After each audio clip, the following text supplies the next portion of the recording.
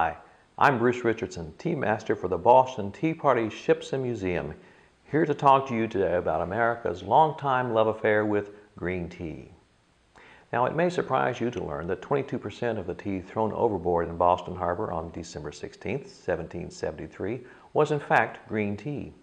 And one of the favorite green teas of both the colonists and their cousins back in England was a young spring-picked tea from China called Young Hyson.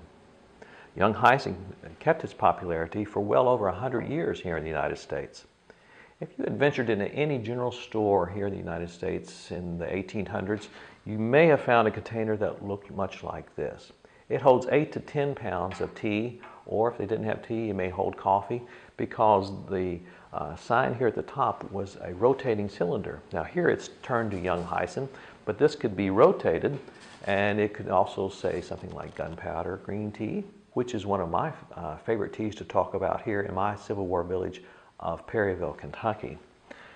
Now, this is a Chinese green tea that gets its name because we think when the Dutch East Indies buyers first went to China and saw it, they couldn't pronounce the Mandarin name, but they said, well, it looks like gunpowder to me, and the name has stuck. This hand-rolled tea is hand-rolled very, very tightly.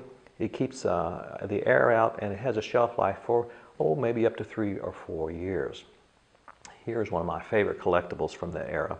It's called a tea and sugar box, because in it are 2 compartments, each with a lid, and on one end you put sugar, and maybe on the other end you will put a tea like a gunpowder green tea into it, put the lid on it, throw it in your saddlebag, and it's off to battle you go.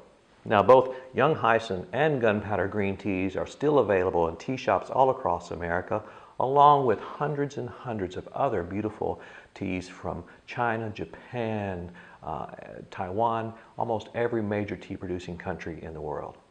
But just remember this one rule about making green tea: it doesn't like boiling water. So keep the temperature at about 175 to 180 degrees so that you will brew and not stew. Until our next tea time, go forth and make good tea.